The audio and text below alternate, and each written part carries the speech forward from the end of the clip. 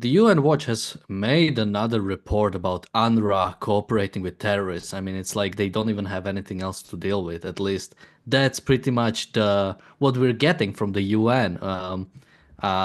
Welcome to the Daily Objective. Today we're gonna talk about, as I said, a report that came out from the UN Watch about the cooperation between UNRWA and Hamas and also Palestinian Jihad. The report is called The Unholy Alliance, UNRWA, Hamas, and Islamic Jihad.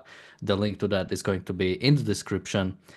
Joining me today is Michael Kauffman. Hey, Michael. Hello. And before I go to you, let's immediately watch the oh, not this. So the UN spokesperson was asked about this report, and this was his answer. Today, the Israeli ambassador Denis Danoon said that they have a report by UN Watch saying that UNRWA and Hamas has a very close ties, and he said it can no longer be denied that all that remains of UNRWA is its name. The state of Israel will not cooperate with humanitarian organizations that are run by terrorist organizations. Do you have any response? I don't, we're not going to respond to yet another report from human rights, from UN Watch. I think UNRWA has been extremely transparent, as we have, in our efforts to deal with the reports of a very few number of UNRWA staff members who may have been involved in terror activities. We've been cooperating, but we also appreciate information being given to us directly instead of done through the media.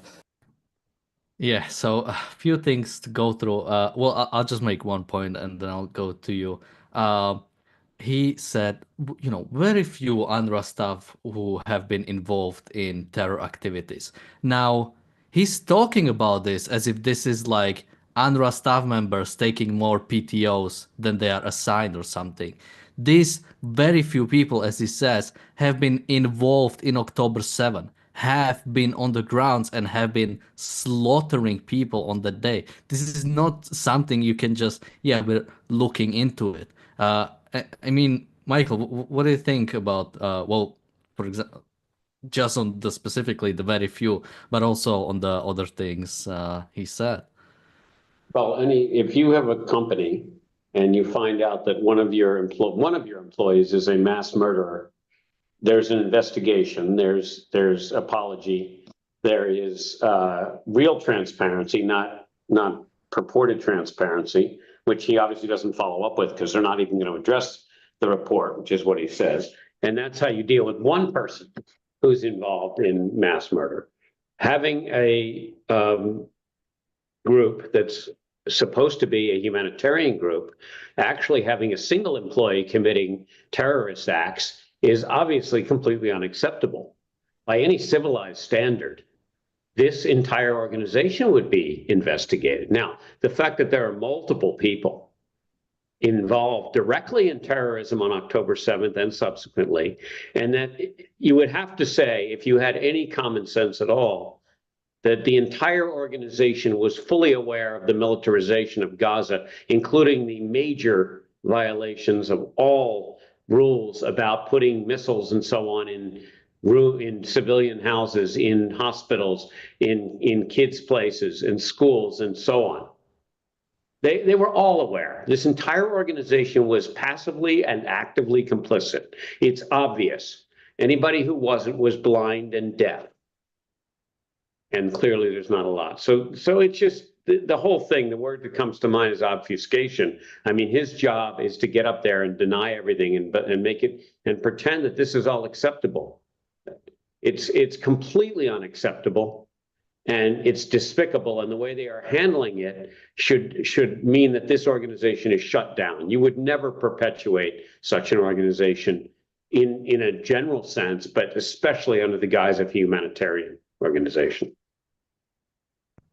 Yeah, I mean, when it can, and also the way he was speaking about it, we are not going to respond to yet another report from UN Watch, and I've always found this attitude like really, like truly not just disgusting but scary. And this doesn't just apply to yeah, to like organizations like UN Watch. But even when like I find it a lot in my own country when politicians sort of speak really badly about media, speak basically, I think our own prime minister called them like a pro-American horse, basically the media. And it's like, I understand that, you might read something in the news that is about you and you might not like it. You might think it's unfair, but as a public official, you have to accept the media is there to basically provide the people with some reflection, provide people with some information about what's going on. With the UN Watch, the purpose of UN Watch is to make sure people know what the UN is doing. People know what's going on with the UN, with all of its organizations, with UNRWA. That's what it needs. And if your attitude towards organizations that are supposed to control you or supposed to, watch you in a sense, supposed to be watchdogs, if your attitude is why are they in our business? Why are they trying to, like, we're trying to run a terrorist organization here? Why are you trying to do, like, again, there is not a single, like, good politicians, or there is not like a single person that when encountered with criticism is like, why are you criticizing me? Instead, they offer responses. Because they know what is the purpose of those organizations, and that's what's like truly, I think revealing about and has been about UN for a while. I mean, the fact is, since October 7, it was more than a year, and people might forget it. Actually, I think it's about a year when we covered the UN teacher story, the UNRWA teacher story, when UNRWA teachers were celebrating October 7th. We found that about I think like, yeah, a couple months later, Aitan Fischberger was the person who found out about it, and we had him on the channel to talk about it. So you have this thing. This is not, again, this report. It's not something new. It's not like this is the first time we've heard about UNRWA employees being participated in October 7th. We keep hearing more about it. We keep hearing, or the UNRWA, the Hamas tunnels being under UNRWA headquarters, and UNRWA not doing anything about it. About Hamas using UNRWA vehicles, and again, there is nothing. So I mean, what do you think about, like, is this, are we still at the UNRWA or the UN is trying to investigate itself? They're truly shocked by the results and we'll try to, we'll try to work it out. We'll try to make something better. Look, there's a saying, where there's smoke, there's fire. I think that we have uncovered the tip of the iceberg here. I mean, who knows if we'll ever really get the whole story. It should not be forgotten that the same kind of stuff, maybe not as blatant, but maybe functionally as blatant, is going on in Lebanon with UNIFIL, which allowed Hezbollah to completely violate directly, in some ways worse than what went on with UNRWA. But UNIFIL allowed violations of the UN's own resolutions and full militarization south of the Litani River. And they were fully aware of it. Not only that, but Hezbollah built tunnels under buildings that were housing UN peacekeepers. Now, you don't need a court of law, and we're not talking about beyond a reasonable doubt where the prosecution has to provide indisputable proof. You just need common sense. And wars are not fought over whether this could stand up in a court, American court, or a UK court. That's not what we're talking about, folks. We're talking about using your eyes to see and having a little bit of common sense and understanding what happened. We're talking about decades of problems here that were allowed to fester, and cancers that were allowed to not only grow but metastasize. And the UN is a completely corrupt organization, at least vis-a-vis all of its dealings with Israel. And the South in Hamas, West with Hamas, and in the North with Hezbollah and Lebanon. And I think people who demand specific details about every single thing are missing the point. That's not what $1.5 billion worth of budget should be going to. And then additional money to investigate this organization. They should be beyond reproach when it comes to whether they were involved in terrorist activity. And they're the opposite of beyond reproach. Yeah, I mean, well, first we have a super chat from Jeff, thank you so much, and a super chat from Jonathan, thank you so much. He says, always appreciate Michael's perspective, definitely. And we also have a super chat from PC, thank you so much. He says, UNRWA needs to close down. Well, they have about 20 days, I think, left to get out, since it has been banned by Israel. So hopefully they won't be able to continue basically operating further. One thing Chandler in the chat says, he's sort of quoting like UN peacekeeper is saying, "Oh, what's that noise downstairs?" And I feel like, the best case scenario, that's maybe what you're thinking. You had the UNRWA people, and it's like, well, what is that noise downstairs? And the Hamas terrorists under are like, squeak, squeak, squeak. Oh, it's just rats. It's okay. We like don't have to care about it. Like this is beyond like, oh, they just didn't know what's going on, or didn't know, the fact that this is happening.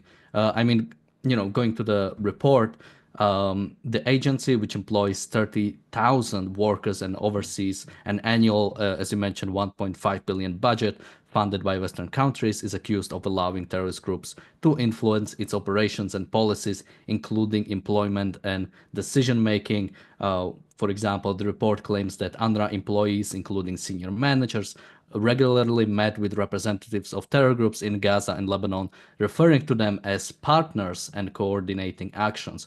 Proposals such as suspending employees accused of promoting terrorism or introducing an LGBT inclusive code of ethics were reportedly blocked through threats from these groups. And, again, this shouldn't be a surprise. It's a terrorist organization.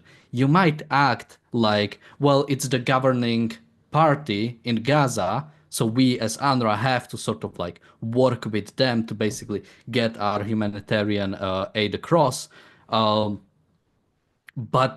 it's a terrorist organization. You can never run away from it. You can never act as if this is not going to influence you, as this is not going to influence what UNRWA is doing. And sort of, the question is, if UNRWA, from what we know of UNRWA employees being involved in October 7, UNRWA teachers celebrating October 7, Hamas being able to use UNRWA buildings and UNRWA vehicles, if UNRWA wasn't allowing that, if UNRWA was fighting against Hamas, would they be allowed to operate there?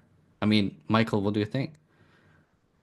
Well, what's clear is that there were no complaints that we're aware of publicly filed by any UNRWA employee that suggested that there was militarization of hospitals, schools, and civilian homes in Gaza. Same thing in Lebanon, which is all violations of so-called international law, and certainly should be a part of any humanitarian group's concern list, would be having terrorists holed up in hospitals. There was never anything like that. On the contrary, it was clearly we allowed it. Now, one of the problems in the West is that we somehow think that compromising with bad people is going to turn out well. It never turns out well. It's like having a pet lion. It can be a great pet for a long time until it decides it's hungry and you're dead. And you don't negotiate with a pet lion. It's a wild animal. It needs to be in the wild, and you need to stay away from it. And it's the same thing here. We're dealing with animals who have no moral compass, don't respect life, and all they want to do is destroy. The notion that they're hiding under humanitarian gaze, only a naive, child would take this as an important consideration. When someone's a terrorist, they're a terrorist, period, full stop. Go find another organization to handle humanitarian aid. And by the way, there are several. I think there are tens of different organizations operating in Gaza. But the point is, you can't justify that. It's like saying Hezbollah also has a civilian function. Well, great, guys, but you can't dissociate the two. It's like saying some tumors do good things. And occasionally a tumor might do something good. It's hard to find examples, but there are some.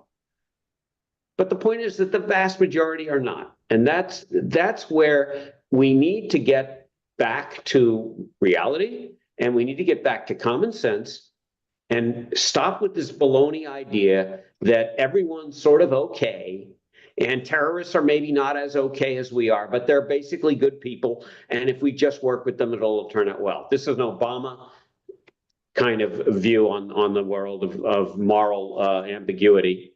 And it's ridiculous. And it leads to devastation, which is what happened.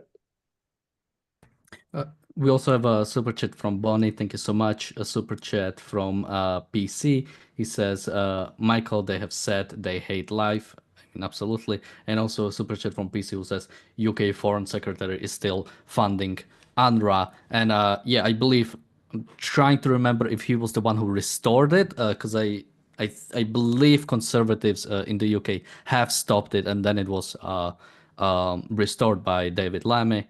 And yeah, absolutely. I mean, well, someone in the chat has been saying, why should UN go against the will of the people of Gaza? Self-determination means also the will to express their genocidal ambitions. So this idea of like, as you mentioned, Hezbollah is running the social aspects of or like the, let's say, the welfare of the people in the south or whatever, that is literally akin to like fascist propaganda, basically. Well, they made the trains run on time. Well, yeah, when you are the governing party of a certain region, you are in control of everything. Yes, Hamas is in control of welfare in Gaza because Hamas is the governing party of Gaza. That's what it means. That doesn't give you any excuse to basically, well, because they provide welfare, which basically their welfare means you get rewarded for killing Jews. But well, you provide welfare, so you can commit terrorist attacks or something like that. Or UNRWA is providing humanitarian aid, so they can be, if some of them are involved in with Hamas, it's okay. Like, this is not a way to like judge anything. And the fact that as PC in the super chat said, the fact that we are funding them, that trying to remember if I believe USA has still suspended and hasn't restored it at Yeah, and any point. Trump will make sure that's done, and I'll get into that in a minute. But go ahead. Yeah, and so there is some, but the fact that I think this is one of my biggest point I always want to make. Someone in the chat was saying, if Palestinians want to self-determine themselves, they should be allowed to. I think the guy in the chat was joking because he said they should realize their genocidal ambitions. But can we just push pause for a second? I think it's a really interesting point. It's the same one that we would make about Germany during World War II, right? I mean, Hitler was elected, and the Germans self-determined themselves. And the vast majority, as best as anyone can tell, the vast majority of Germans supported the Third Reich. Yeah, and the ones that were aware of, of what was going on with the Holocaust, never mind the rest of it, were appropriately upset after it all came out and became public. But everyone knew what was going on. The smells that were going, I mean, they might not have known the details, but weird smells where people go in and nobody comes out is pretty obvious from all of the camps. My point is that is not this is a really, really bad view that we have in the world, that you're allowed to make bad decisions and the rest of us need to suffer for it. It's like saying North Korea is really okay with their atom bombs and their nuclear program because the people sort of didn't get rid of their leaders. They will commit genocide with nuclear weapons. That's what their goal is in North Korea. And you don't let them self-determine when things get that way. We are heading to a time in human history when weapons of mass destruction will be available to a lot of people. And having really bad governments like Ayatollah Khomeini or North Korea have weapons of mass destruction, and obviously the second one does, is no longer If you even thought it was okay for people to elect a bad government, now you can't believe that anymore because we're all in this together. It's one planet and we can destroy it. And we need to put a stop to this and stop pretending that people who make really bad decisions have equal rights to do that. I'm not saying we have to go in and reverse their decisions, but we have to put maximal pressure on regimes that are corrupt and destructive and genocidal. We've done nothing with Hamas. Even Israel did nothing about Hamas for a long time, till October 7th. They allowed all the money from Qatar to go in. They allowed all the weapons that came in through Egypt, our friend, Israel's friend, to come in. And the U.S. and the West of the West has been giving $1.5 billion or whatever it is to UNRWA, and a lot more money to other groups to rebuild Gaza. And all we got was a militarization of a very poor land. Sorry to jump in there, but I think this notion that people are allowed to self-determine with genocidal regimens, we got to stop believing that.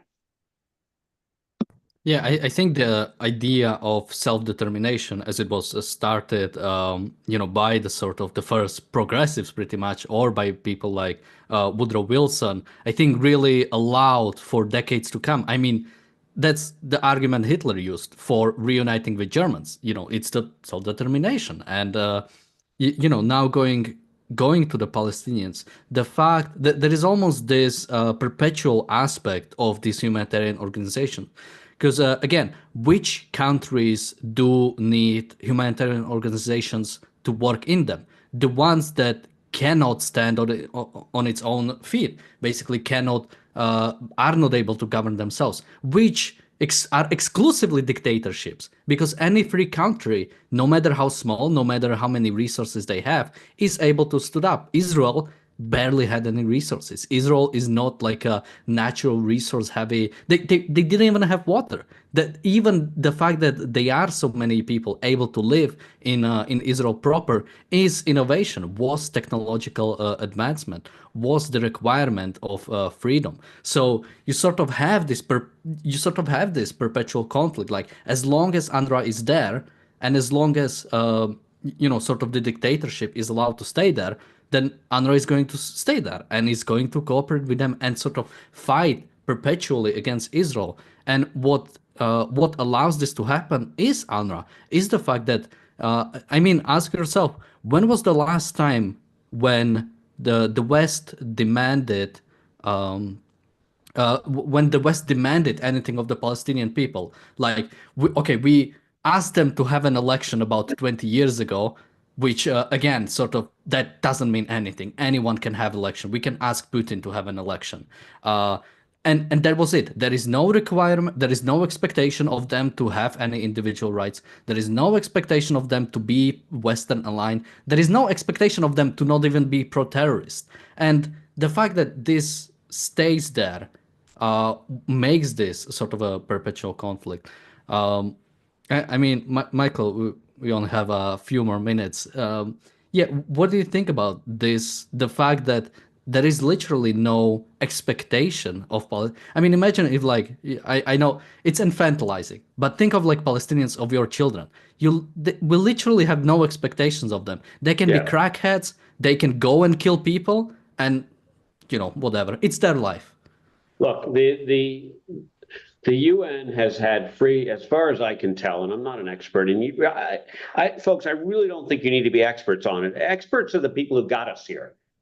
So using common sense and understanding the big picture are way more important than all of this baloney that the experts like to throw at us about all these sorts of things. The UN, as best as I can tell, has had zero oversight in terms of the people making major, the US being the largest donor. And this idea that you actually demand something when you give charity, meaning when we give money to the UN, we don't expect to get anything back except, quote, a better world, which we haven't in this case. We got a much worse world. It has not been part of the liberal, and I mean this in the Western sense of, it just hasn't. We have not demanded anything. And you cannot run life that way.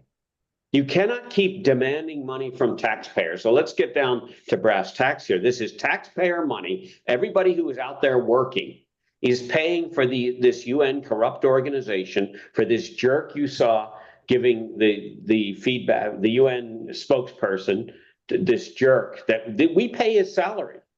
All of us that are on this show that work and pay taxes are paying this guy's salary, and this is what we're getting. And we have demanded nothing from this organization for years. Now, it seems to be they used to be a better organization, or we were just ignorant. But we're not ignorant anymore. And you would never invest in something like that. You would never send your kid to that private school. You would never invest in a company that behaved that way. Why would you invest in a charity that behaves that way? By the way, many charities, you get to pick where your money's going to go. Will it be used for X, Y, or Z? But the reason charities are able to get your money the next year is because they come back and say, this is what we did with it. The UN didn't do anything with it, folks. What they did with it is they allowed Gaza to become completely militarized. It's an astonishingly impressive military zone. The rest of it is a complete, utter humanitarian disaster. It was before October 7th, and it's worse. And frankly, for up to me, we would shut down all aid to Gaza, and we would have ended the war months ago. The same thing in Lebanon. It's exactly the same behavior. There's no subtle difference that we need to study. The UN organizations have allowed the terrorist infiltration into these areas surrounding Israel for the sole purpose of destroying Israel. And it's time to stop funding them. Yeah, I mean, you summarized it, I think, perfectly. I'll just add one more thing, this idea of sort of giving money to the government. And I'm benevolent. I want, if people are down on their luck, I want to help them. And, in some ways, I would even accept if the government was doing it. But when a government does it, it goes from benevolence to duty. It becomes, you have to do this. You have to provide it. And there is no expectation. There is no expectation of UNRWA. There is no expectations of the Palestinian people. There is zero. I mean, I don't know if you know about Steve Ditko wrote a sort of a comic book about like a guy who sort of gave up a drop of his blood and then later was forced to basically give up his life because he sort of gave in to the moral premise that his life can be taken by someone else by force. And I think that was a perfect illustration of that. Yeah, I am benevolent. I want to help people. But this is what happens. It's UNRWA is what you get when you not only create a governmental institution, but you create like a world, almost like a government institution, that every single government, every single dictatorship is part of it. Michael, any last thoughts? No, I think my advice to everyone on the show, and I've said this multiple shows here, we have to demand more. It's because we, as the people that are paying the taxes that lead to this, have held our leaders to no accountability. Our organizations have been allowed to run ripshod, and they have disappointed us immeasurably. And none of us could exist in our own lives or with our own bank accounts if we ran our personal lives as badly as they run these organizations. So please let's stop putting up with it, and let's stop pretending that little details are really, really important for seeing the big picture in all of these cases. Thanks very much. Thank you, Michael, for joining me today. Thank you, everybody, for watching. There is no reality show today, but we'll be back tomorrow with another episode of The Daily Objective and The Reality Show. Bye. Bye-bye.